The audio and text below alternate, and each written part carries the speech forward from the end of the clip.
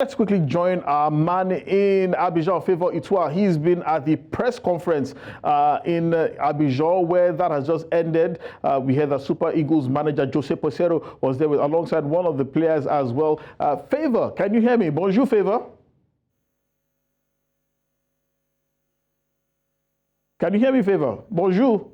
Yeah, I can hear you. Oh, brilliant. Favor, well, let's start by asking what exactly went down at the press conference today. What can you tell us about what Coach Jose Peseiro and one of the players had to say?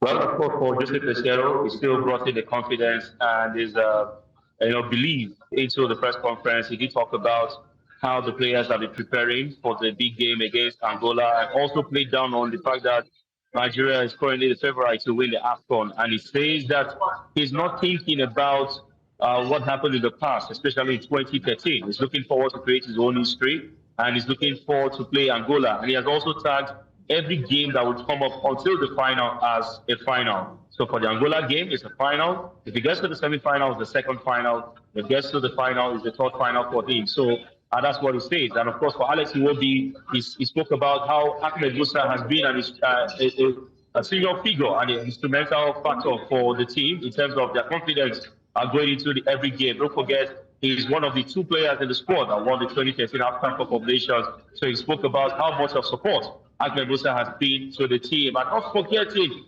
Stanley Wabali from the big one, Jose Peseiro. He says today there will be a final assessment on him to determine if he will be in goal for Nigeria on Friday. And if he will not be in goal, he did say that he will play Francis Uzoho, and he says that he believes in all of his goalkeepers, irrespective of who the fans keep as favorites.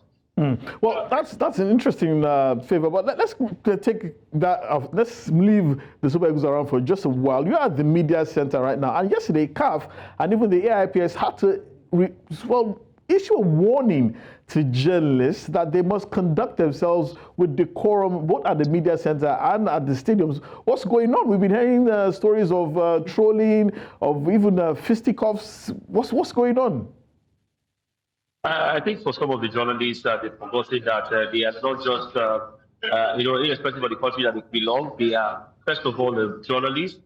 Even if you're affiliated to any country and they do well, there are ways you conduct yourself and, behave in the media center. Don't forget, the video came out on social media some days ago after that win for Cote d'Ivoire against Senegal. The journalist who took off his shirt and was celebrating and was dragging the tripod stand with a cameraman. I think that went viral. And, for AIPS and CAF, they try to educate journalists on how to behave, irrespective of the affiliation to any country. Yes, it's nobody saying you should not celebrate what has happened to your country, but you should do it with, a bit of finesse, a bit of decorum, and not just, make users, of course, in terms of what has happened so far. And some journalists have been found, taunting other journalists. Yes, you might want to say it's banter, but for them, they believe that you should just focus on your own in order not to create violence or disagreement or whatever things that will happen. I think that's what has been happening so far. And recently you've been seeing several releases from the bodies of AIPS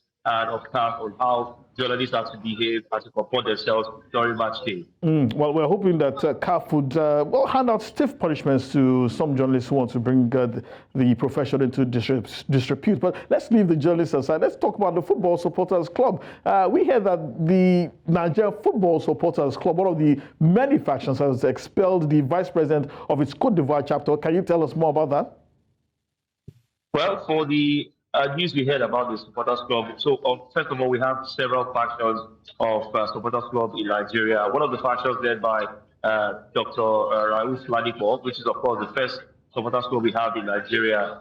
We hear that the president, or the chapter chairman of the Ivory Coast branch, is not feeling fine. That's talking about Oki. And then fast forward to some days later, the vice president or the vice chairman, who happens to be Loye, decided to take laws into his hands, started writing letters on behalf of the club to the Nigerian embassy, parading himself in anti-party activities. And the news got to the national president, talking about Rafi Oladipo, who in turn investigated the issue, and then he sanctioned the vice president and expelled him from the club. Now, this is not the first time we've had anti-party activities, and I'm not surprised because, of course, we have selfish interest in all of these factions.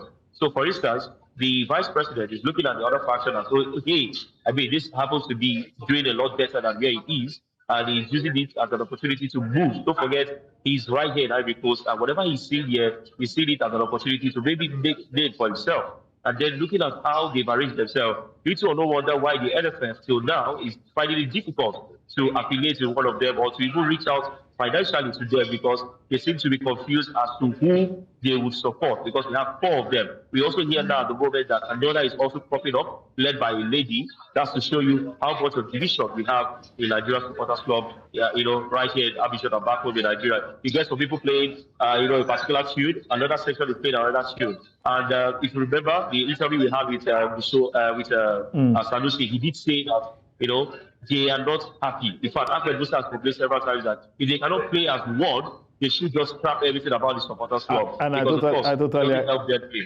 totally agree, Favor. Thank you so much for joining us and bringing us live updates from the Super Eagles press conference, pre-match press conference ahead of Angola tomorrow. We'll be talking about much more about that later on in the show, on our Game On show, and tomorrow as well.